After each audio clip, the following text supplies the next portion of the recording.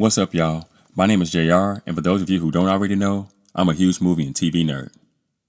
If you're new here, I appreciate you taking the time to check out my channel. I hope you consider sticking around and joining the film community I'm trying to build here on YouTube. So in today's video, I'm going to be talking about Ridley Scott's sci-fi horror film Prometheus and why I think that in this particular case, as a director, he outsmarted himself trying to be more clever than was necessary. And just so you guys know, this video will contain spoilers, so if you haven't gotten around to watching this movie yet and you don't want to know anything that happens in it, you might want to exit this video now. And with that being said, no more wasting time. Let's get into it.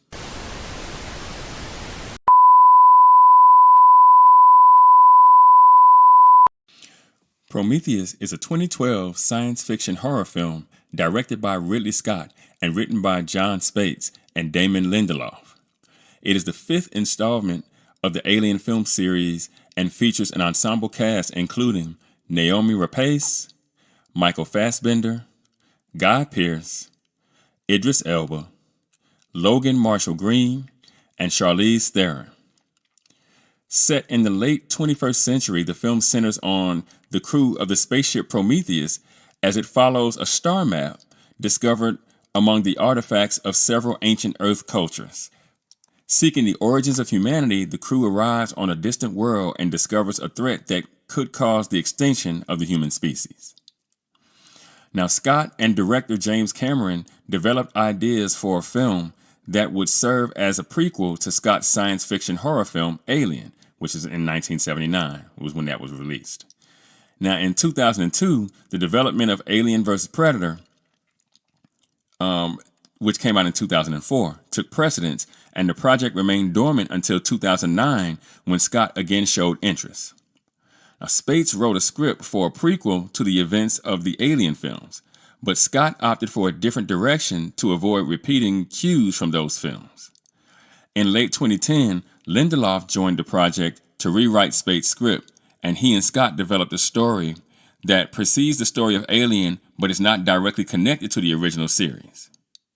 According to Scott, although the film shares strands of Alien's DNA, if you will, and takes place in the same universe, Prometheus explores its own mythology and ideas.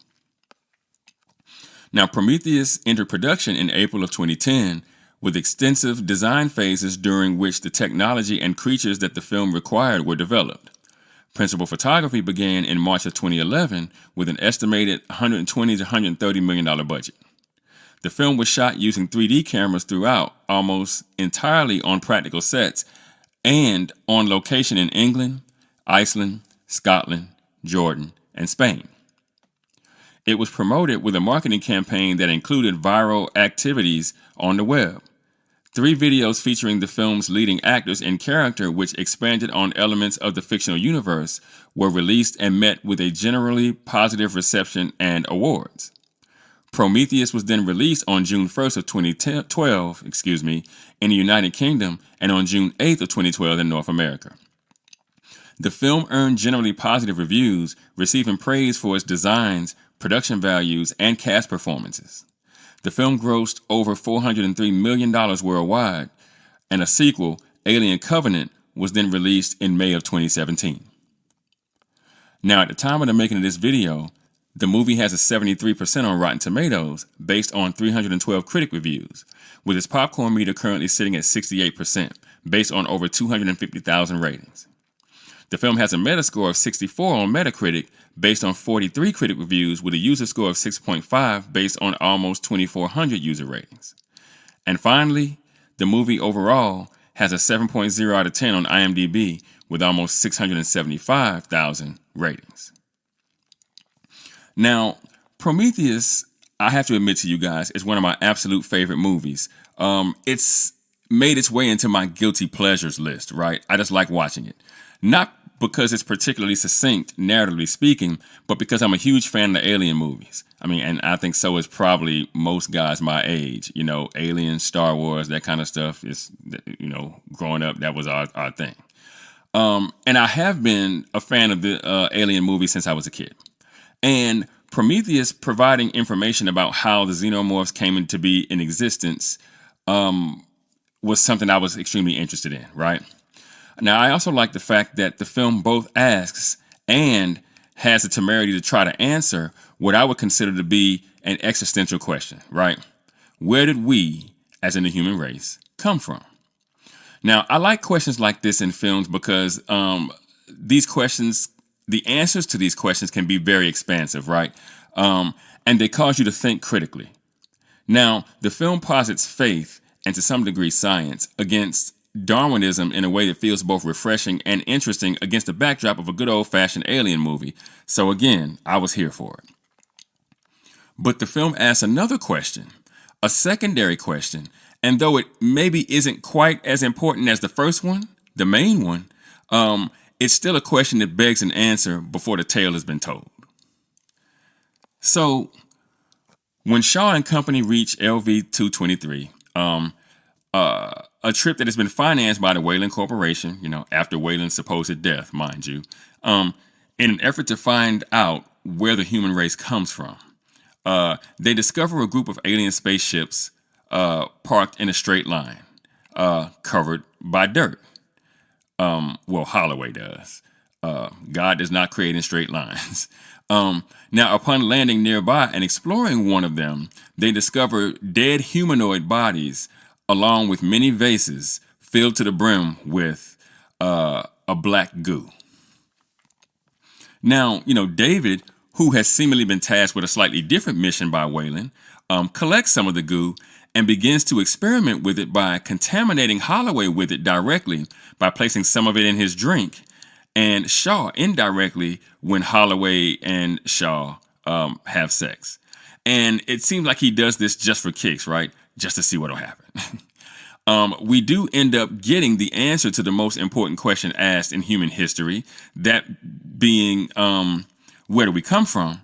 With Holloway and Shaw finding out that human beings share DNA with the humanoid, bodies that they found that they're calling engineers, proving that we, as in human beings, came from them. But that joy is short-lived as Holloway ends up morphing into a monstrous version of himself after having been affected by the black goo, and Shaw ends up giving birth to the first alien-like creature that we see in the film, right? Now, while this is happening, we learn that Weyland is still alive, though seemingly not for much longer, and that the mission he has been on the whole time has been to find the engineers so that he can ask them to extend his life. Now, David, who has discovered that there is indeed one engineer left alive, and that he has been asleep for a couple thousand years, and that he was headed for Earth before all hell broke loose on the spaceship, and all the engineers died. Well, all the other engineers died. Now, as Weyland and David go to wake up said sleeping engineer, Shaw decides to tag along, but before she leaves the ship, she is confronted by Janik, the pilot, who explains to her that LV-223 isn't the engineer's home, that it's a military installation, and that it exists because the engineers weren't stupid enough to make weapons of mass destruction on their own doorstep. He goes on to explain that the goo in the vases got out somehow, and that it killed all of them before they could go to Earth and kill everyone on the planet. He then explains that he won't allow the black goo to travel back to Earth with them.